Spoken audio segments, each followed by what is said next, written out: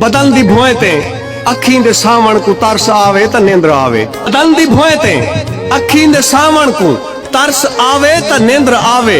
तेरे नखेड़े देहन थकेड़े खुदा लहावे त निंद्र आवे।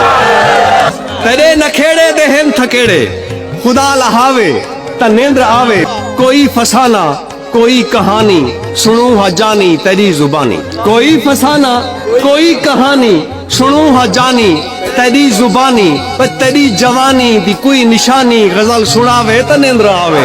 कोई फसाना कोई कहानी सुनू हा जानी तेरी जुबानी। तेरी जवानी दी कोई निशानी गजल सुनावे त निंद्र आवे। ए सब्ज पीला बहार बेला ए अपने मुर्शिद सखी दा मेला। ए सब्ज पीला बहार मेला ए अपने मुर्शिद सखी दा मेला। सदा सलामत है सिख नजारे नजर पचावे त निंद्र आवे। पता नहीं के तई रुले अवारी पधर ते बेपर्द हंज कुंवारी। पता नहीं के तई रुले अवारी पधर ते बेपर्द हंज कुंवारी। संजोग सदमे सभे मुकदमे सजन खुटावे त निंद्र आवे।